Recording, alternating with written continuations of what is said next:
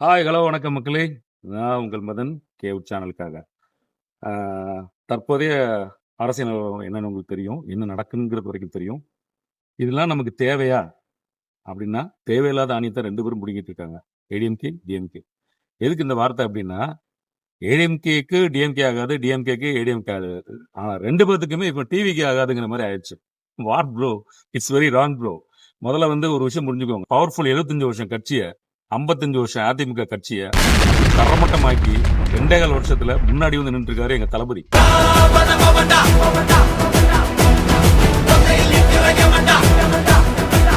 அதுக்கு உங்களுடைய பதில் என்ன? நீங்க 2 பேரும் சேர்ந்தா என்ன ஆகும்னு உங்களால யோசிச்சு பார்க்க முடியுமா? நாடு நாசமா போயிடும். ஏற்கனவே நாசம் பண்ணி வச்சிருக்கீங்க இத்தனை வருஷமா. என்ன என்ன பண்ணி வச்சிருக்கீங்க? கடன் வாங்கி வச்சிருக்கீங்க. அதிகபட்சம் லட்சக்கணக்கான கோடிகளை கடன் வாங்கி வச்சிருக்கீங்க. அப்போ அதெல்லாம் தெரிஞ்சுக்கிட்டு ஒரு மனுஷன் அரசியல் பண்ண வராருன்னா அவருடைய அரசியல் அறிவு எப்படி இருக்கும்?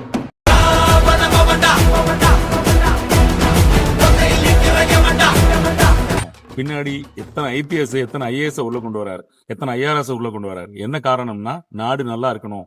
ஒருத்தன் 250 கோடி சம்பளத்தை உதவி தெளித்து உள்ள வரான்னா அவனுடைய மனநிலைமை என்ன? மக்கள் மக்கள் மட்டும்தான் முன்னாடி நிக்கிறாங்க, வேற யாருமே கிடையாது. ஒரு விஷயம் நல்லா புரிஞ்சுக்கணும். நீங்க 2 பேரும் ஒன்னா சேர்றதுனால எந்த ஆதாயமும் மக்களுக்கு கிடையாது. மக்களோட வரி பணத்தை விழுங்கி விழுங்கி விழுங்கி நீங்க உயர்றீங்களே தவிர மக்கள் மக்களா தான் இருக்கலாம், அப்படியே தான் இருக்கலாம். சோ அவனுக்கு எந்த வித முன்னேற்றமும் இல்லை. அதனால தயவுசெய்து ஒண்ணு சேர்ந்து நாட்டை காலி பண்ணிடாதீங்க.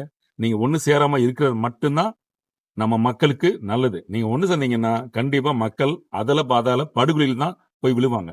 ஏன்னா உங்களுக்கு ஆட்சி நிர்வாகம் இல்லாத ஒரு காரணத்தினாலதான் ஆட்சி திறனன் வக்கற்றவர்கள் நீங்க 2 பேரும்.